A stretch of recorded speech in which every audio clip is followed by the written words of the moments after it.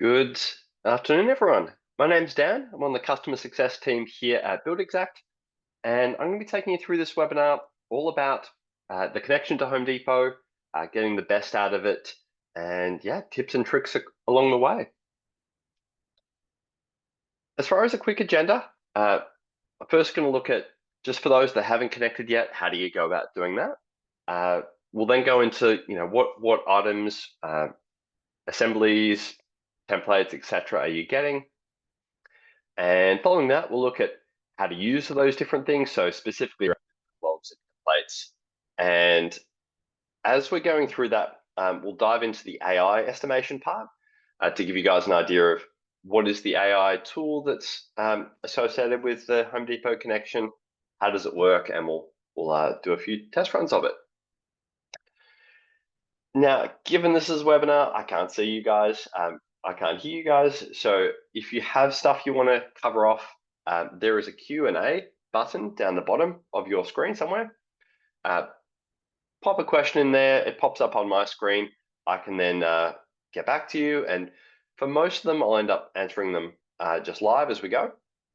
But if there's anything kind of specific or stuff that I'd prefer to hold off on, I'll get in touch with you after the session regarding some specific questions. Righto. Well, to get us started, I'm going to bring this up. So this is my entry plan. It is connected to the Home Depot, and I'm going to use this for the session to run us through. All right. So the first point of call is for those that aren't connected to the Home Depot. What do you need to do? Why would you connect, etc. Oh, and obviously how. So first one is the how. Head into your BuildExact account, head to the integrations tab, and you will have Home Depot. For everyone, it's at the top. It's a big banner, so it's pretty hard to miss. Where I've got manage, you'll have connect. And when you click that, it'll take you through a few steps to get the connection done. It'll pop up and ask for your phone number because it'll want to send you a code to enter in just to make sure you are who you say you are.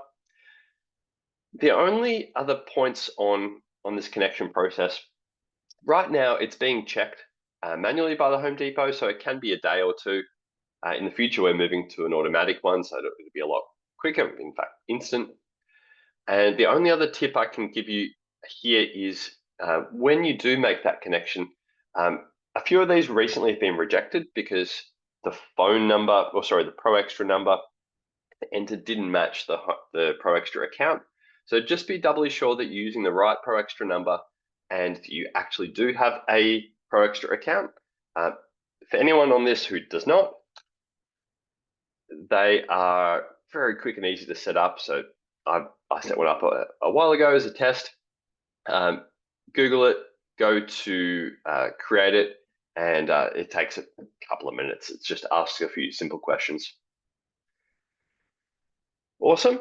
If there's any questions thus far, reminder to jump in. But from here, I'm going to move into, once that connection's gone through, what all do you actually get from the Home Depot? And this kind of ties into the benefits of, like, why would you connect? So first of all, they will provide you with estimate templates, which we'll have a look at. They provide you with a catalog of it's about 40,000 items, although we're increasing it in the next couple of weeks / month. About 40,000 items to search through.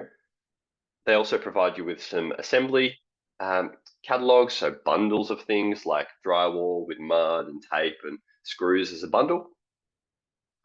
They also give you access to the AI tool, and we've got feedback from some people going, "Hey, look, I shop at Home Depot all the time. This is perfect for me." We get others that go, "Hey, I use them occasionally. Should I still connect?" Honestly, I've been telling everyone, yes, absolutely worth connecting. Even if you are only using it sparingly, there's ways that you can get this stuff, direct into your Home Depot account to speed up your purchasing. And yeah, even if you're only using it here and there, the AI tool is a great one, which we'll cover off in a sec. So just to point out, what does all that stuff look like that they're giving you?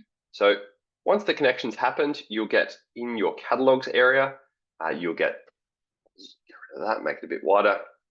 You'll get a region-specific price list, and you'll get region-specific assemblies.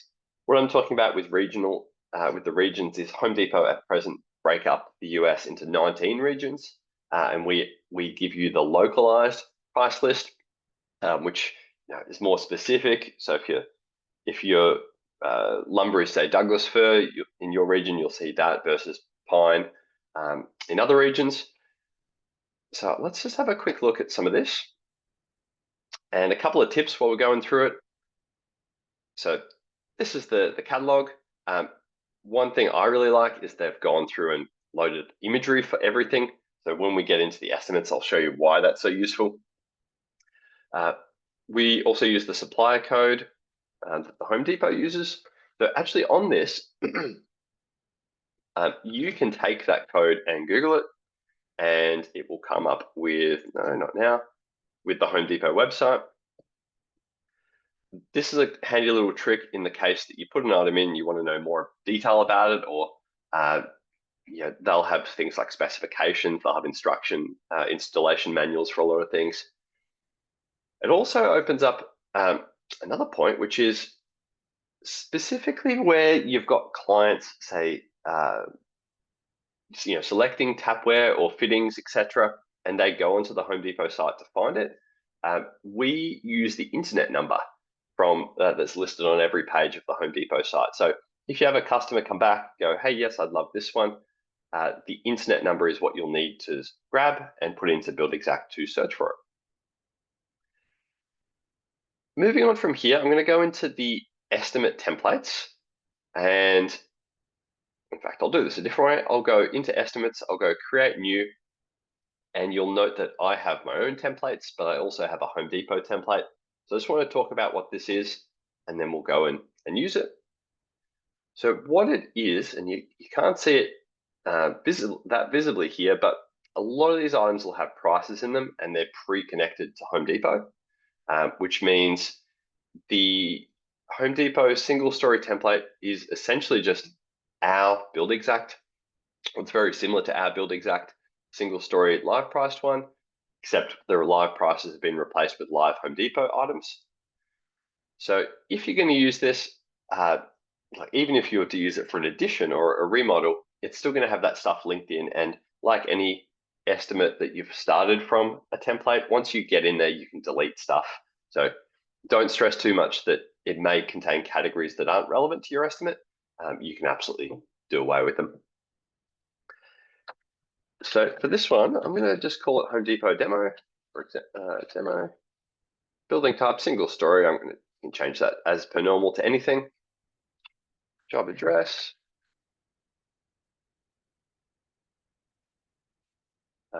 Bob Green. So I'm just creating this estimate from the template. Then we'll go into more specifically, how do you search through the catalogs? How do you find and add things? But before we get into that, I just want to quickly point out, like if I went into drywall, for example, you'll notice that a lot of these have this little icon. It's called a tile, technically. I call it a receipt, but you can call it whatever you like.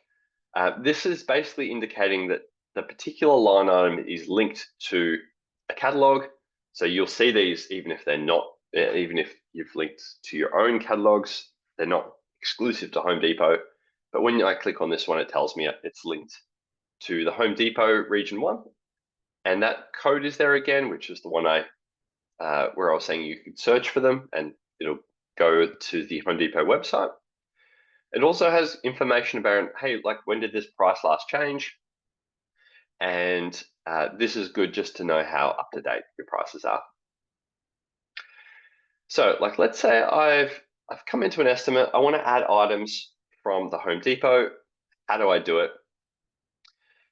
As with anything BuildXact, there's a number of ways of doing the same thing. So for example, I can go catalogs on this right-hand bar, and I can just start browsing through the Home Depot items. And if I find something, I can choose to add it, and it'll ask which category I want it added to. Personally, I don't really use that sidebar so much. Sorry, I don't really, start by using the catalogs over here so much. I personally use this browse button more commonly. It opens the same sidebar. The only real difference is when I'm selecting it, it knows which line to put it back to, so it's just quicker. Couple of tips here. I mentioned that you can search by the item code. So if I just do this as an example, even though it's not drywall, that's absolutely true. If I go back to, let's just add some drywall in here. So I use the categories quite a lot. I just find this more useful. So corner bead sheets, that's what I want. And get rid of that. Oh, that's silly. I didn't get rid of the last one. Sorry, I'll just do that again. So Home Depot. Keywords search if you want as well, by the way. Drywall sheets. There we go. Now, click on one, it adds it in. As mentioned, if you do want to see more information on it, that's where I would use the Home Depot site, because we're going to have the sizes and the prices, but we won't have the installation instructions or as much detail as the site itself would have. A little side point on this, from time to time, you're going to see little exclamation marks on some of these items. So I'm going to simulate it or force it to do this by changing the unit price here to $22 a sheet. What I'm wanting to show is how will you be alerted if there is a change to that price? So I'll get rid of this. And the answer is there's a few ways. Most noticeably, it's going to go, hey, we've got new prices. You should get the latest prices. And that's a bulk way of doing it. If you do it, the bonus of doing it via this little pop-up is it will localize it to the store more specifically. So not only does it alert of the new prices, but it'll ask which store you want to set it to, and then the prices get localized specific to that store. If I go down here and let's mess with this one some more. Just refresh that one and get it to pop up. It's doing a check when I open it. That's why sometimes it's not there. You'll get an alert and you'll come in here and you'll be able to replace or apply the price change. So you can see here, I've got this price change of $23.84, whereas my estimate has it as $23. Literally all it's looking for is any times that the price here doesn't match your catalog, and you can apply and update it. Awesome. Any questions so far? Obviously, let us know. I'll take no questions as a good thing. Everyone understands it, which is great. From here, I'm going to push into the assembly items that we get from Home Depot. How do we add them? How do we search? Same as the catalogs, you can just go direct into assemblies on the right and then find the one you want and choose where to put it. No real issue with this. Again, my personal preference is I kind of do it a bit different. So I'm going to close that one down. The way I do it is I add the item and I go build assembly like I was going to build any old assembly. And when I am in here, I go browse. You'll note that BuildXact has its own sample ones, as does the Home Depot. I would argue the Home Depot ones are more robust than ours, given that ours are just sample ones. So if we go into the Home Depot and again, go by category, like let's go drywall. I can just do, so I've got a couple of choices, 4x12, 4x8, I've got water resistant boards as well. Let's go do a 4x8. So there is a lot of stuff in here. I would definitely go through, give it a little cleanup. If the stuff in here that you don't need, go and remove it. That's no problem. So it just depends what exactly you want from this assembly.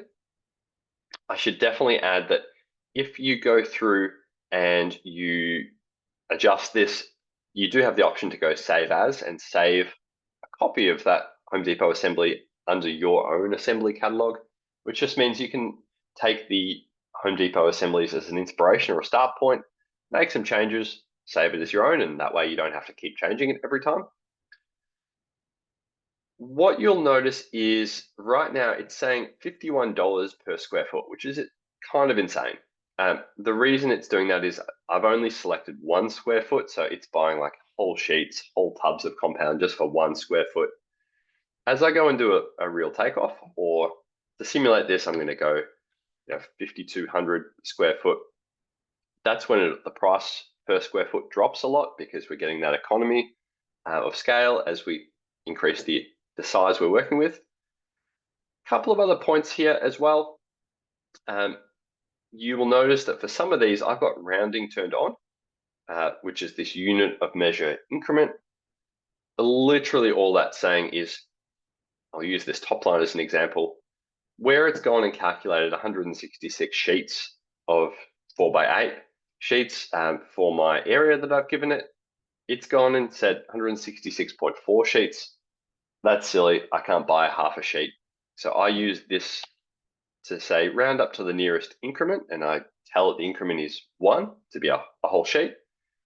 There might be cases where you get, like you buy the drywall joint tape in a pack of 6, and you go just round it up to the nearest 6, and it will go in increments of 6. Generally, I'm going 1, but sometimes there will be bulk packs you buy, etc. Lucky last on this is, as mentioned before, you can save your own versions of this. So if you want to take the Home Depot one, which will be specifically material, and that's a common theme throughout all the Home Depot stuff, you want to go add your own drywall install, labor, change it to labor, because for some of you, you will have your tax set up to be responding to material versus labor. So set it to labor, put in a square foot rate, and whatever it be, 50.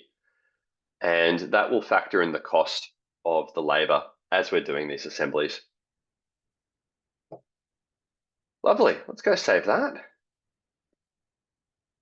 Now, the next thing to cover off on is the AI tool.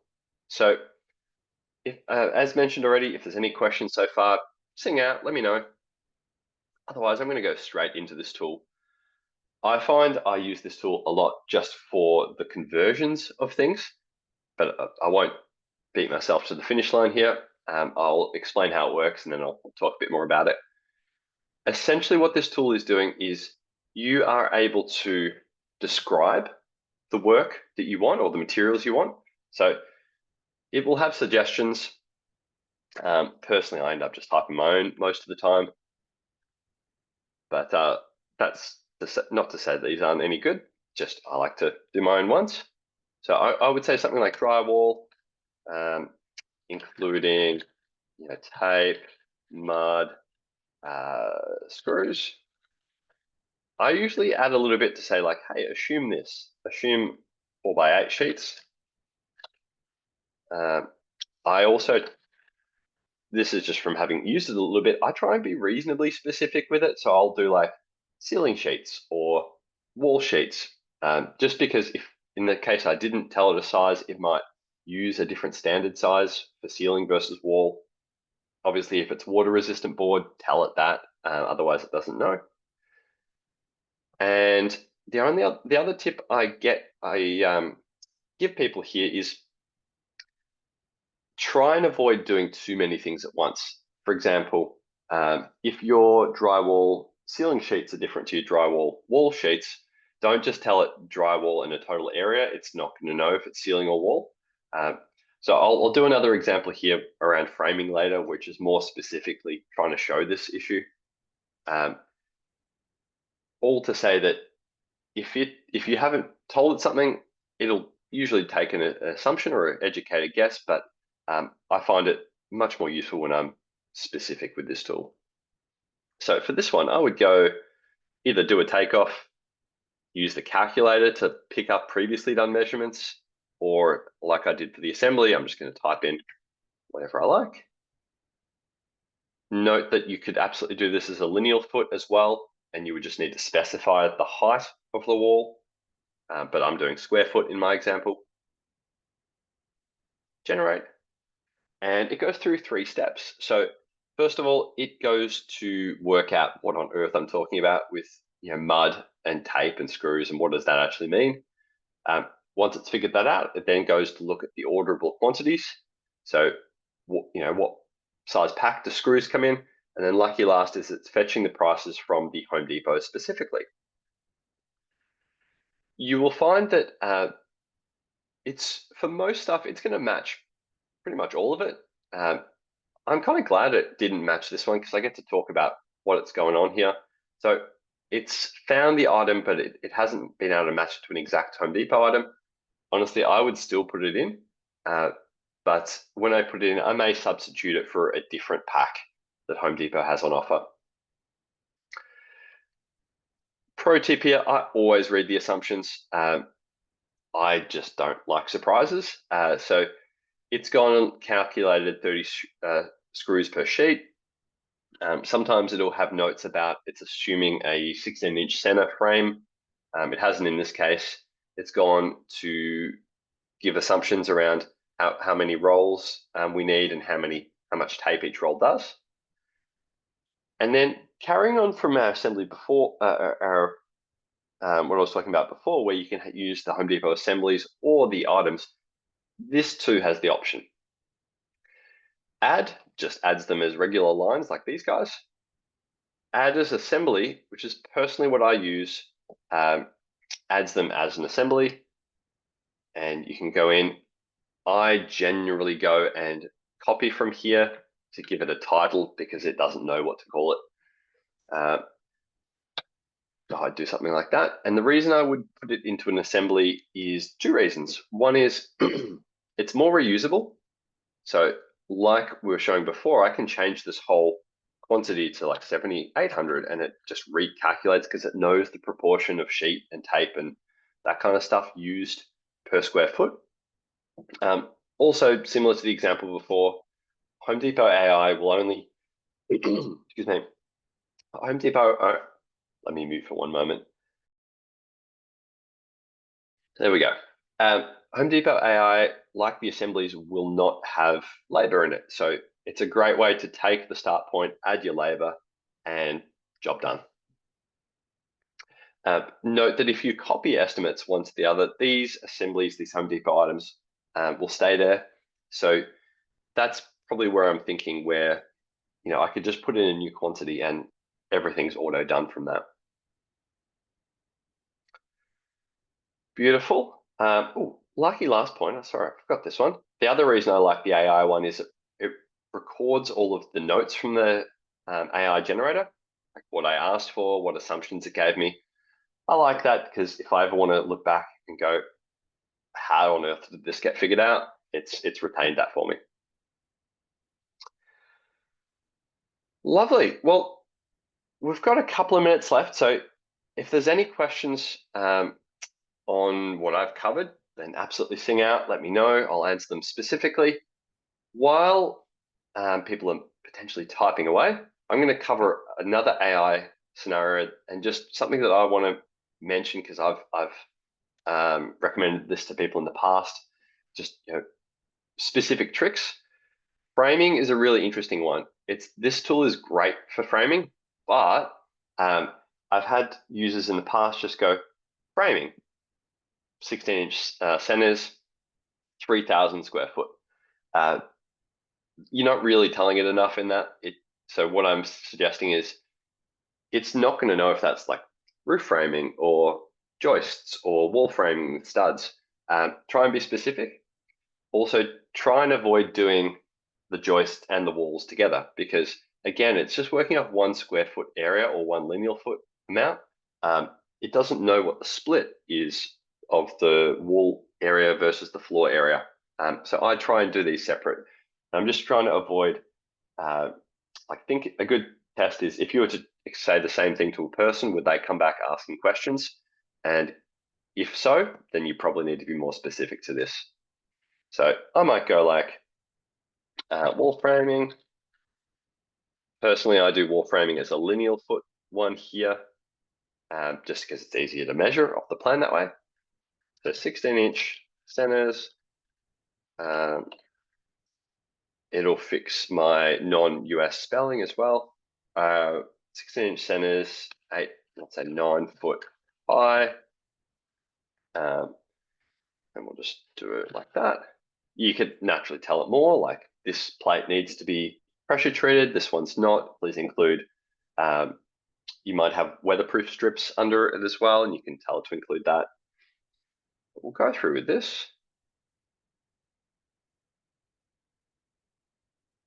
Another one that I just thought of, if it was exterior, I would probably suggest it add OSB. Sometimes it just does it. It just adds the OSB anyway. And in that case, you leave it in if you need it or remove it if you don't. There we go. So it's made a few suggestions. It's done the studs and it's used the 2x4. It's used different lengths. So one of these will be for the stud. One of these, some of these will be for the plates. So I'm guessing that one's the plate because it's got a higher quantity. It's made assumptions that the bottom plate's a single layer. It's gone 4 nails per stud and 2 nails per foot for the plates. That's how it got the quantity of box of nails here. And as always, you can add to assembly or to regular items. Final point on this. This is not specifically a Home Depot thing, but I find that if I do use the AI tool, sometimes I'll want to make extra notes on it. So this little note button is great just for your own notes to it. Studs. If you are thinking about ordering this later, the note doesn't go on the order. So if there's something you want the store specifically to see, then pop it in this area here. I just wanted to show that you can add those additional notes as you need. Great. Well, that's about it for today. Hopefully that was helpful. Reminder, if you do have any questions, just while I'm doing my little wrap-up spiel, pop them through and I'll get to them. If nothing comes through, then really appreciate you guys all making the time today and hope it's been helpful. I should absolutely mention as well, I forgot to do this. You can absolutely follow up with us. You can ask questions, you can book sessions, you can chat to our AI robot, Finn. Let us know how you need help from us and what we can do to help you. We're here to help. That's ultimately our job. Appreciate it all. Speak to you in the next one. Have a good rest of your day. And yeah, thank you again. Cheers.